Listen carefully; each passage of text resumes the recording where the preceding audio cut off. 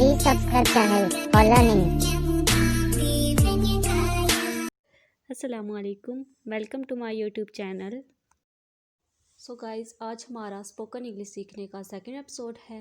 आज हम कुछ अल्फाज और जुमले यानी कि वर्ड्स और सेंटेंस सीखेंगे। पहले अल्फाज और फिर जुमले की तरफ जाएंगे। सो लेट्स गाइज़, कुछ वर्ड्स देखते हैं और साथ ही इनकी इंग्लिश। सो गाइज़, सबसे पहला लफ्ज़ है मैं की इंग्लिश है आई। सो नेक्स्ट लफ्ज़ है हम की इंग्लिश है वी। सेम लाइक डैट, ये कुछ अल्फाज हैं और इनकी इंग्लिश। देखिए, हम जब भी बात करते हैं तो जुमले की सूरत में करते हैं। अब सवाल ये आता है कि जुमला या सेंटेंस क्या होता है। वर्ड्स यानी अल्फाज को एक ख़ास तरतीब में लिखे तो जुमला कहलाता है। सो लेट्स गाइस स्टार्ट करते हैं। How to make a sentence, कि एक सेंटेंस किस तरह बनाते हैं।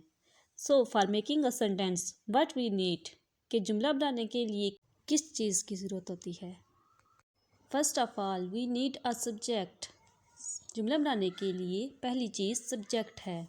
The second thing is verb, दूसरी चीज़ जो हमें चाहिए वो है verb. And the third thing is object, third चीज़ है ऑब्जेक्ट। बेसिकली ये हमारे जुमले की तरतीब है। अल्फाज को जब भी अरेंज करें तो इस तरतीब से करें, सब्जेक्ट, फिर वर्ब और then object. So let's guys इनको वन बाय वन डिटेल में देखते हैं। सब्जेक्ट, अ वर्ड और a phrase which shows who और what does the action in a sentence. A word, एक लफ्ज़, और अ फ्रेज या फिर फ्रेज विच शोज, जो कि ज़ाहिर करे, हु और what does the action in a sentence, कि जुमले में काम कौन कर रहा है या क्या चीज़ है जो जुमले में काम कर रही है। अगर मैं अपने अल्फाज में कहना चाहूँ तो आई विल से डैट, कि जुमले में सब्जेक्ट काम करने वाले को कहा जाता है। For example, I read book, मैं किताब पढ़ता हूँ या पढ़ती हूँ। ये एक सेंटेंस यानी जुमला है। इसमें काम करने वाला कौन है? आई, मैं। तो फिर सब्जेक्ट क्या है? मैं। So guys, next point is verb. What is verb? Verb क्या है? तो चले देखते हैं हम कि वर्ब क्या है। A word which shows the action, occurrence और अ स्टेट, एक लफ्ज़ विच शोज, जो कि ज़ाहिर करता है, द एक्शन, एक्शन को, अक्यूरेंस, किसी वाक़े को, और अ स्टेट या फिर किसी हालत को। Okay, for example I read book. So यहाँ पर काम करने वाला कौन है? आई, मैं।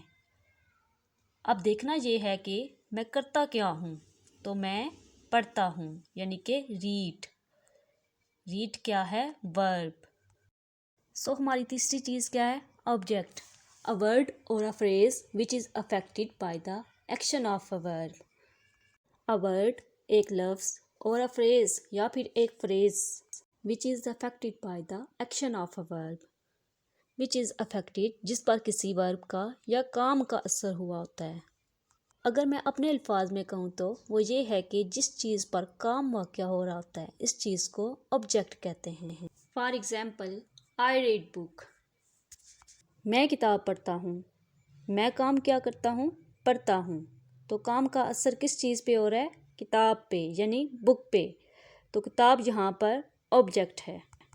In simple words I say that, subject काम करने वाला, वर्ब काम, ऑब्जेक्ट जिस पर काम हो रहा हो।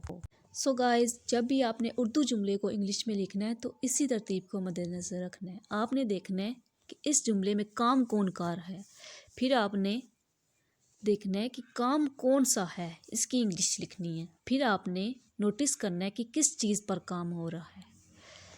ओके गाइस, अल्लाह हाफिज़। स्पोकन इंग्लिश की नेक्स्ट एपिसोड के लिए stay connect with us. Thanks for watching video Spoken English.